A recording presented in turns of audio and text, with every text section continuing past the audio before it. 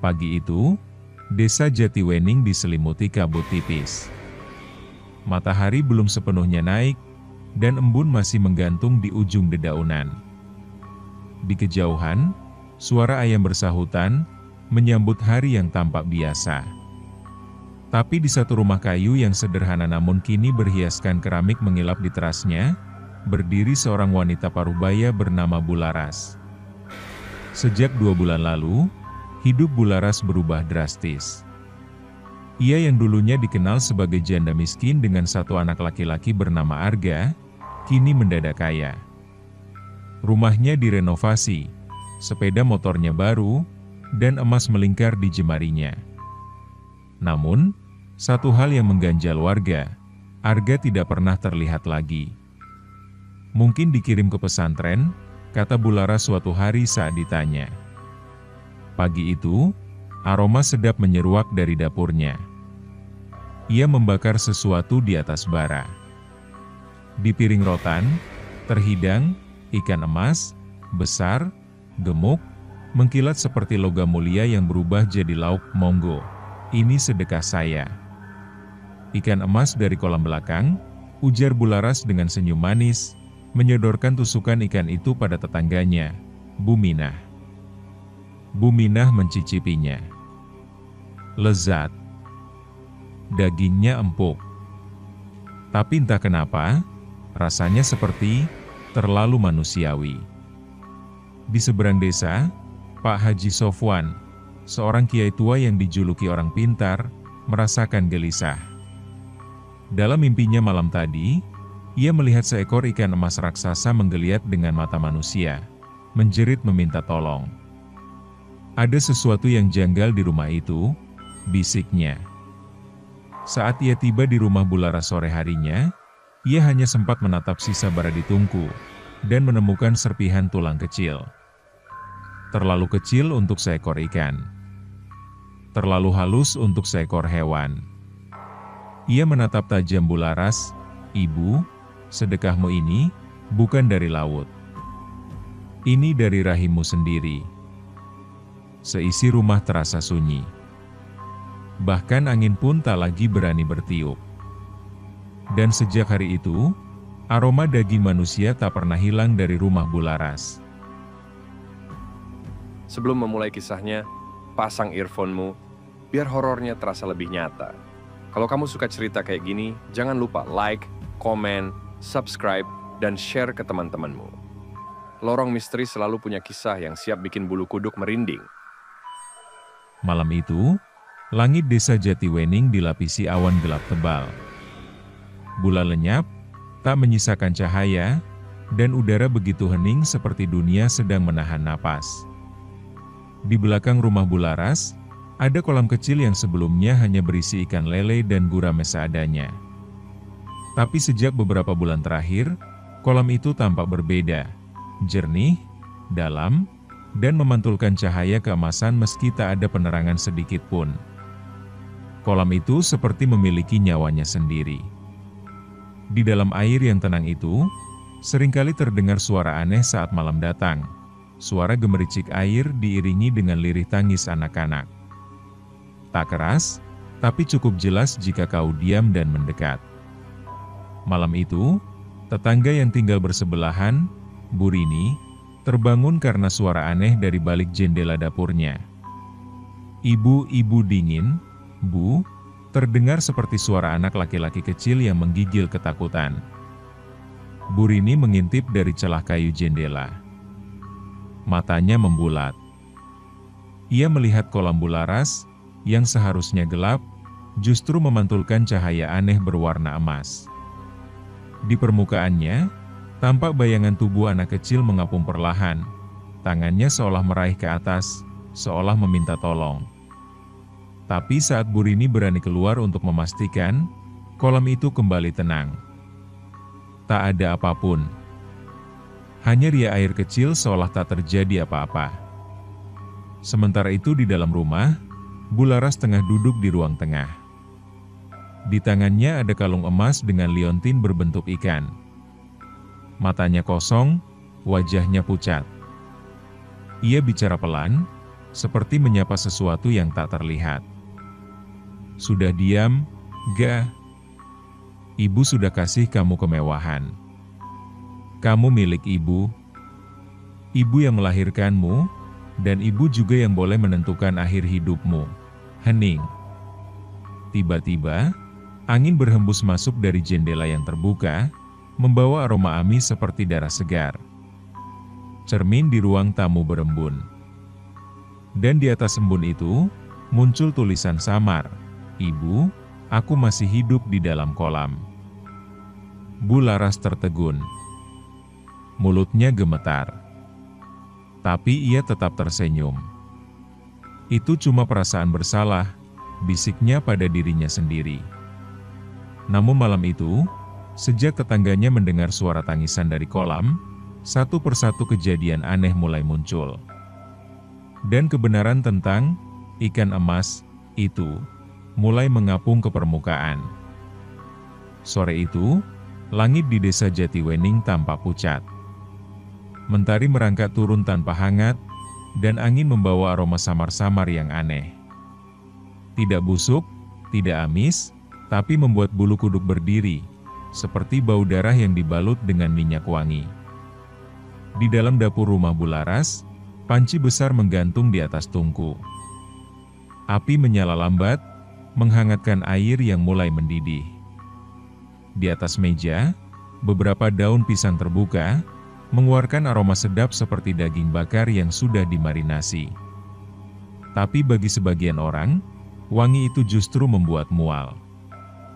Hari itu, Bu Laras berniat membagi sedekah lagi. Ia membungkus ikan emas bakar dalam daun pisang dan menyodorkannya kepada warga. Ini rezeki dari kolam belakang, Bu Rini. Enak loh, dagingnya lembut. Beda dari yang kemarin-kemarin, ucapnya dengan nada yang aneh, seperti terlalu bahagia, atau terlalu putus asa untuk terlihat bahagia. Bu Rini ragu-ragu menerimanya. Matanya sempat melirik tangan Bu Laras. Ada bekas luka bakar kecil di jemarinya, seperti habis memegang sesuatu yang panas, atau seperti bekas terbakar cairan mendidih. Malamnya, suami Bu Rini, Pak Darto, mencoba makanan itu duluan. Wah, ini bukan ikan, Rin. Rasanya lebih ke kayak daging ayam kampung, tapi empuk banget. Tapi anehnya ada rasa manis kayak darah, katanya sambil mengunyah lambat. Bu Rini hanya menatap kosong ke piring. Tak berani mencicipi. Malam itu, ia mimpi buruk. Dalam mimpinya, ia berdiri di dapur Bu Laras. Di panci besar yang mendidih, ada potongan daging dengan tulang kecil menyeruak dari dalamnya. Ia mencoba mengangkatnya, dan saat uap panas memudar, ia melihatnya jelas. Sebuah tangan kecil, lengkap dengan kuku, seperti milik anak-anak. Tangan itu bergerak, menggenggam tangan Bu Rini. Ia terbangun dengan keringat dingin, napas memburu. Saat membuka kulkas, ia terkejut. Makanan dari Bu Laras yang disimpannya di plastik ini terlihat berbeda. Bukan lagi potongan ikan, tapi potongan daging merah dengan bekas luka bakar. Bu Rini menjerit. Pagi-pagi ia langsung mendatangi Pak Haji Sofwan. "Pak, saya takut, saya rasa itu bukan ikan. Saya takut kita semua sudah makan daging, anaknya sendiri." Pak Haji menatap tajam keluar jendela. Ia tahu waktunya semakin sempit. Tumbalnya belum pergi. Arwah anak itu masih di sini. Dan ibu itu belum selesai bersekutu dengan setan. Tengah malam. Langit seperti terbelah dua, setengahnya kelam, setengahnya pekat. Tak ada bintang, tak ada suara jangkrik. Desa Jatiwening seperti ditelan hening yang menakutkan. Di rumah Bu Laras, semua lampu mati. Hanya satu sumber cahaya kecil yang menyala di belakang rumah, di dekat kolam, sebuah lentera tua yang bergoyang ditiup angin, membuat bayangan di permukaan air menari seperti sosok-sosok hidup. Tapi kolam itu tidak seperti biasanya. Airnya bergerak, meski tak ada angin. Riak-riaknya pelan, berputar seperti pusaran. Dan dari tengah pusaran itu, perlahan naik gelembung-gelembung kecil. Suara lirih terdengar, seperti erangan. Seperti gumaman anak kecil yang kelaparan. Di teras belakang, Bularas duduk bersimpuh menghadap kolam. Bibirnya bergetar pelan membaca sesuatu. Di tangannya tergenggam kain lusuh, baju terakhir yang dikenakan Arga sebelum ia menghilang. Ibu sudah lakukan semuanya. Harta, emas, rumah, motor. Ibu tak pernah melupakanmu, kan? Kan, ga? Katanya, suaranya pelan, namun matanya seperti kosong. Tiba-tiba, dari dalam kolam, muncul sesuatu, seperti kepala. Tapi bukan ikan. Bukan pula manusia seutuhnya. Wajah itu abu-abu, mata putih kosong, dan rambutnya mengambang, seperti sedang tenggelam, namun tak pernah mati. Bularas tersenyum miring. Kau masih di sana, ya? Kau lihat, Bu makin kaya, makin kuat, semua dari pengorbananmu. Tapi kepala itu perlahan membuka mata. Dan menangis. Dari matanya mengalir air kolam, bercampur darah. Bularas terdorong mundur. Untuk pertama kalinya, ia merasa takut. Ia merasa Arga bukan lagi tumbal yang pasrah, tapi arwah yang dendam. Di tempat lain, Pak Haji Sofwan tak bisa tidur. Ia bangkit dari sajadahnya dan meraih kitab tua yang ia simpan sejak muda, kitab yang mencatat segala bentuk pesugihan di Jawa kuno. Saat membuka halaman bertanda merah, ia membaca, pesugihan ikan emas. Membutuhkan daging darah dari keturunan sendiri. Tumbal akan diikat di kolam tempat pemanggilan. Jika tak disempurnakan, tumbal akan gentayangan. Bila arwah sadar ia dikorbankan, ia akan menuntut seluruh jiwa yang terlibat. Pak Haji menutup kitab itu dengan gemetar. Kolam itu bukan cuma tempat pesugihan. Itu penjara roh. Dan penjaranya mulai bocor. Fajar belum sempurna terbit ketika Burini terbangun karena suara ketukan lembut dari arah kamar mandi. 3 kali. Pelan, tapi ritmis. Seolah-olah ada seseorang yang sangat sopan meminta izin untuk masuk ke dalam rumah. Tok. Tok. Tok. Ia melirik jam dinding.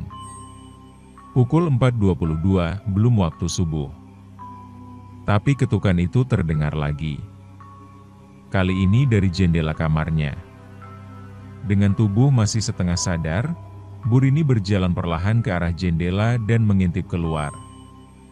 Tak ada apa-apa, kecuali kabut tipis yang mengambang seperti asap. Tapi saat ia menoleh ke kaca rias di sudut ruangan, ia terdiam. Ada anak kecil berdiri di belakangnya. Ia mengenakan kaos tipis warna putih kekuningan.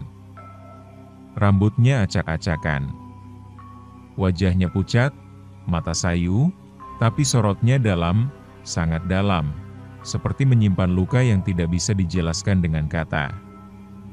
Bu, katanya pelan, aku masih di sana. Burini membalikkan badan spontan. Tak ada siapa-siapa. Saat ia menoleh ke cermin lagi, cermin itu retak di tengah, dan di permukaannya tertulis embun, tolong aku. Tubuhnya gemetar. Ia terjatuh dan hampir menangis. Ia tahu siapa anak itu. Ia pernah melihat fotonya di rak kecil rumah Bularas, yang kini sudah disingkirkan dan digantikan dengan patung emas berbentuk ikan. Anak itu Arga. Sejak malam, ikan emas dibagikan, Beberapa warga mengaku mengalami mimpi buruk yang sama. Kolam emas yang berkilau, tapi dari dasar airnya muncul tangan-tangan kecil yang mencoba meraih permukaan, menarik siapa saja yang melihatnya ke dalam. Dan di sana, wajah Arga selalu muncul, dengan mata penuh luka dan tubuh mengelupas seperti habis disayat-sayat. Bahkan anak-anak yang bermain di sekitar rumah Bularas mulai bicara sendiri, atau menjerit karena ada kakak yang berdiri di kolam tapi nggak punya kaki. Di musala kecil dekat pertigaan desa, Pak Haji Sofwan mengumpulkan beberapa warga. Ini bukan mimpi biasa. Ini bukan halusinasi. Kita semua melihat satu hal, anak yang sudah dikorbankan. Dan sekarang, dia menuntut, bukan cuma ke ibunya, tapi ke semua yang menyentuh dagingnya. Kita harus segera bertindak. Suasana tegang. Beberapa warga mulai gemetar karena sadar, mereka pernah makan ikan emas bakar itu. Kalau itu benar daging anak manusia, berarti kami semua ikut, kita semua berdosa, ujar Pak Haji pelan. Dan arwah anak itu sedang mencari siapa yang paling bersalah untuk dijadikan gantinya. Siang itu, matahari bersinar terang di atas desa Jatiwening. Langit membiru tanpa awan, dan burung-burung berkicau seperti biasa. Namun anehnya, suasana di sekitar rumah Bularas justru berbeda, terasa dingin, senyap, dan menyesakan. Warga yang lewat depan rumahnya memilih mempercepat langkah. Beberapa anak bahkan menyeberang ke sisi jalan lain. Seolah-olah rumah itu bukan lagi tempat tinggal manusia, tapi bangunan kosong yang dihuni sesuatu yang tak kelihatan. Kolam di belakang rumahnya kini memancarkan cahaya keemasan menyilaukan, bahkan di siang bolong. Tapi airnya tak lagi jernih. Ada lapisan minyak hitam yang mengambang di permukaannya, dan bau amis daging busuk merayap pelan ke dapur dan ke dalam rumah. Di dalam, Bularas duduk memeluk lutut di pojokan. Tatapannya kosong. Bibirnya terus bergerak, meski tak ada suara.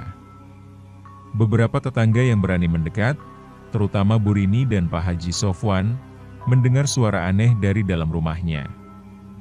Bukan suara wanita, melainkan suara anak laki-laki kecil. Bu, dingin, Bu, jangan bakar aku lagi, jangan rebus aku kayak kemarin, Pak Haji Sofwan mengetuk pintu. Tak ada jawaban. Ia memberanikan diri masuk, dan saat membuka pintu ruang tengah, ia melihat Bularas duduk diam, dengan tubuh gemetar. Tapi dari mulutnya mengalir suara anak kecil. Jelas, pilu, penuh rasa sakit. Aku nggak mau tidur di kolam, airnya hitam, banyak darah, banyak tulang. Lalu tiba-tiba, Bularas menoleh. Matanya putih semua. Senyum tipis menghiasi wajahnya. Pak Haji, Arga udah kembali, Pak. Dia sekarang tinggal di tubuh ibu. Biar ibu yang rasakan semua sakitnya, semua panasnya, semua potongannya, tangannya menunjuk ke arah kolam di luar jendela. Dia bilang, belum cukup. Masih butuh tumbal satu lagi, supaya semua emas tetap mengalir. Pak Haji menarik tasbihnya dengan erat. Setan sudah masuk terlalu dalam. Ini bukan cuma pesugihan. Ini perjanjian darah. Dan darah itu sedang menagih sisa pembayaran. Saat itu juga, dari arah kolam, terdengar suara biur, seperti sesuatu meloncat keluar dari dalam air. Mereka semua menoleh. Di dekat pintu belakang, bekas jejak kaki kecil basah muncul di lantai keramik. Menuju ke dalam rumah. Menuju ke tempat Bularas duduk. Tapi jejak itu bukan air biasa. Warnanya merah. Pekat. Darah. Petang mulai datang. Warna langit berubah menjadi jingga redup, dan bayangan pepohonan tampak lebih panjang dari biasanya, seperti tangan raksasa yang hendak mencengkeram bumi. Rumah Bularas masih terkunci rapat. Tak ada suara, tak ada cahaya. Namun aura hitam dari kolam belakang makin terasa menjalar sampai ke jalan desa.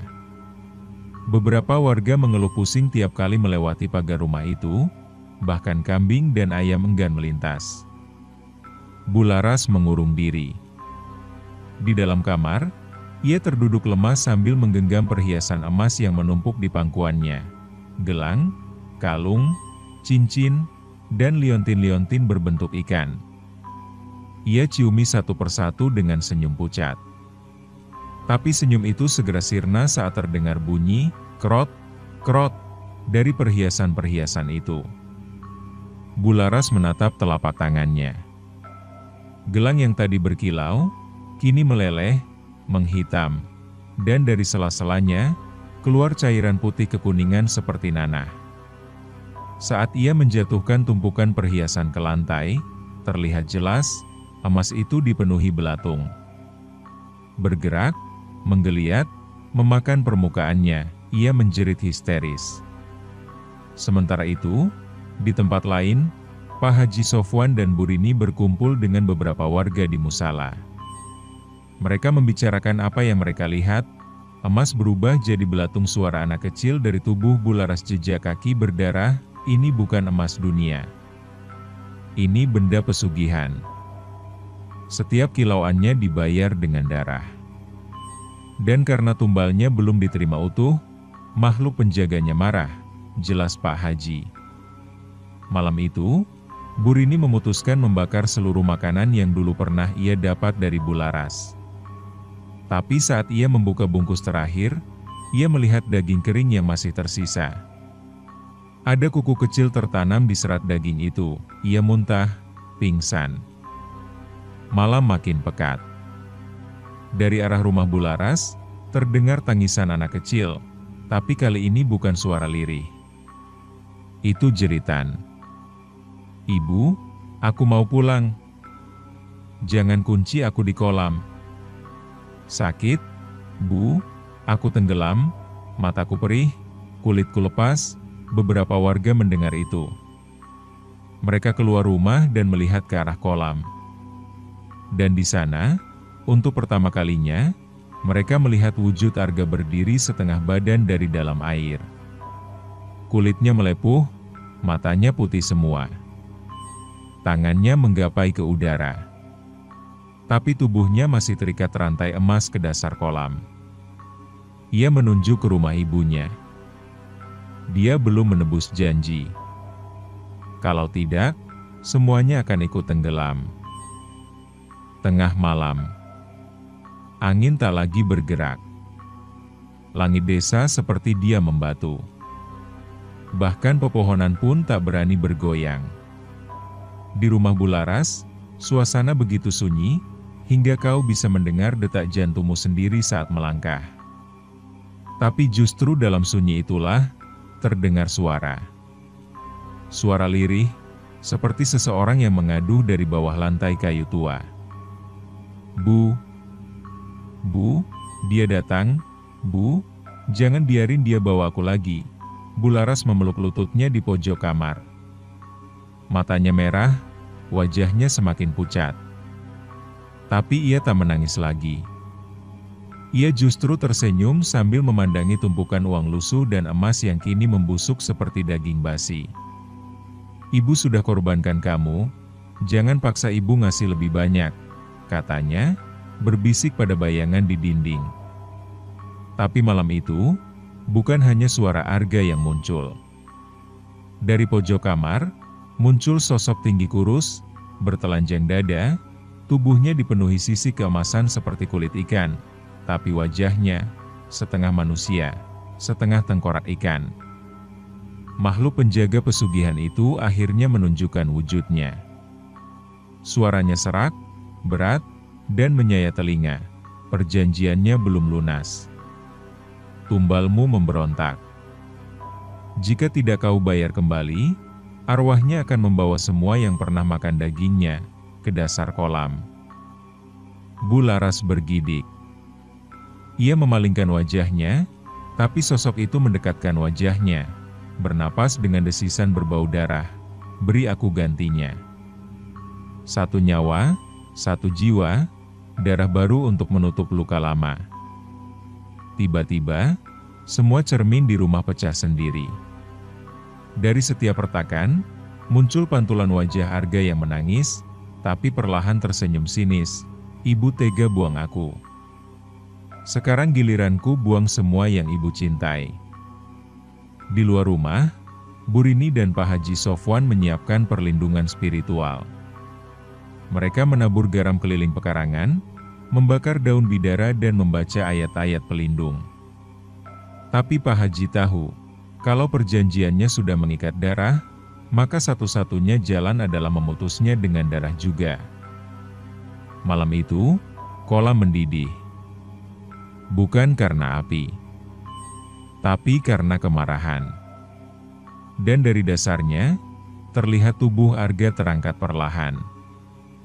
Di tangan kecilnya, ia menggenggam seutas rantai emas, menuju arah rumah-rumah yang menerima sedekah.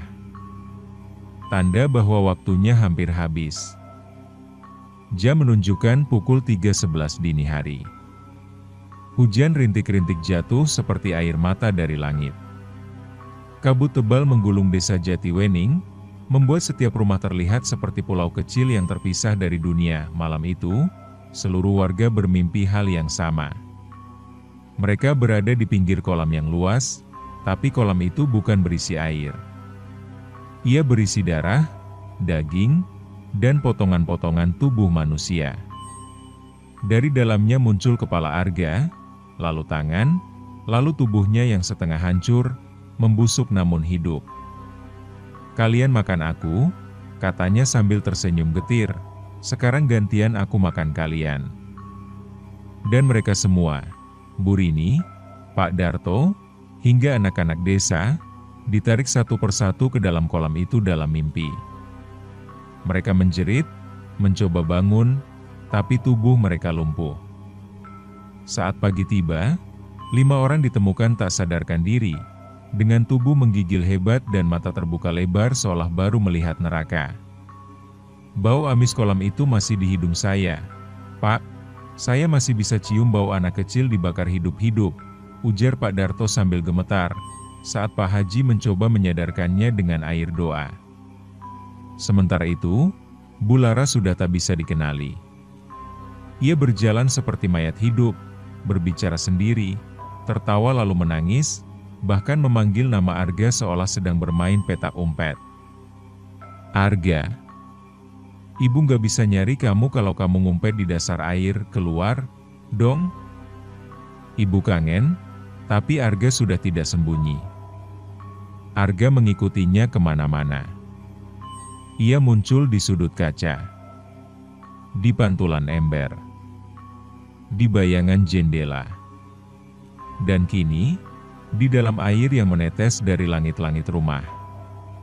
Pak Haji, yang kini makin lelah dan tua karena terus menjaga desa, akhirnya berkata, kolam itu bukan kolam. Itu sudah menjadi gerbang pintu bagi arwah yang tidak diterima di bumi. Ia menunjuk ke tengah kolam. Kita harus menyelam ke sana, ke dasar, dan membongkar tempat tumbalnya. Kalau tidak, Arga akan menarik semua nyawa yang pernah bersentuhan dengan kutukan ini. Tapi siapa yang sanggup menyelam ke kolam yang terbuat dari tulang, darah, dan dosa seorang ibu?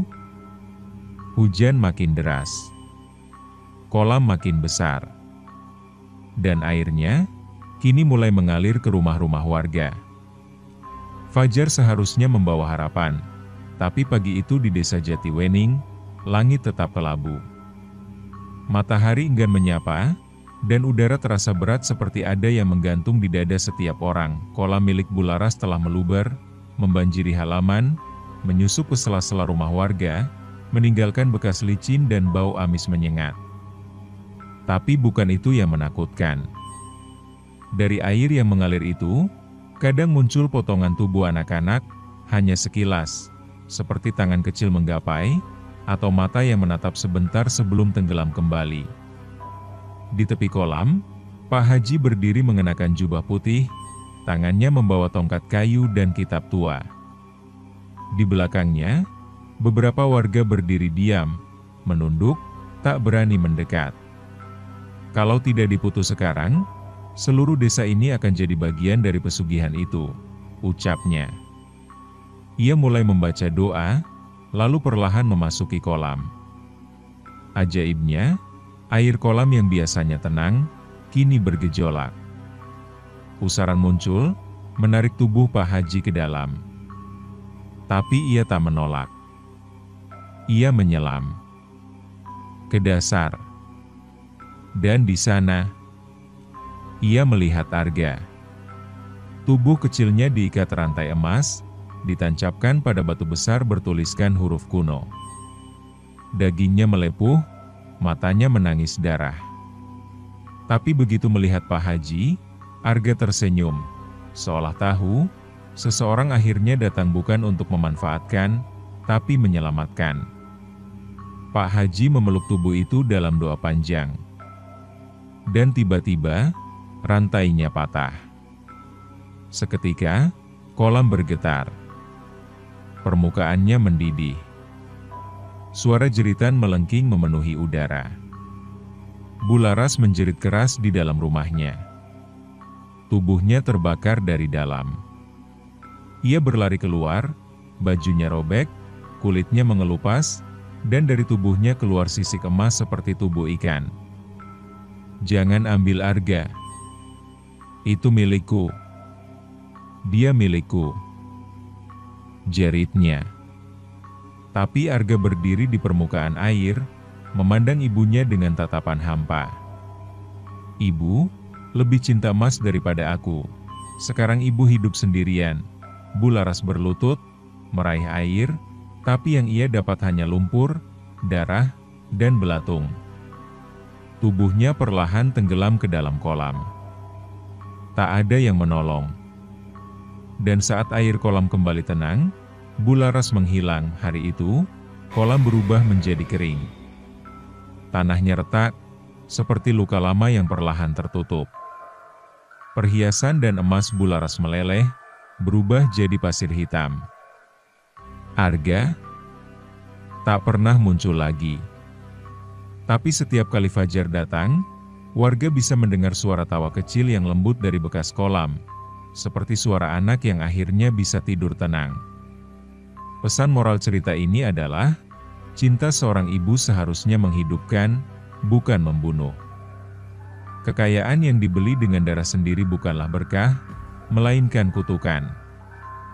Tuhan mencukupkan hidup manusia. Tapi keserakahan, menyesatkan sampai ke jurang yang tak bisa kembali. Terima kasih sudah mendengarkan kisah ini sampai habis. Jangan lupa like, komen, subscribe, dan share ke teman-temanmu. Lorong Misteri akan selalu punya kisah yang siap bikin bulu kuduk merinding, dan jika mau request judul cerita, silahkan komen di kolom komentar di bawah. Kami akan buatkan untuk kalian.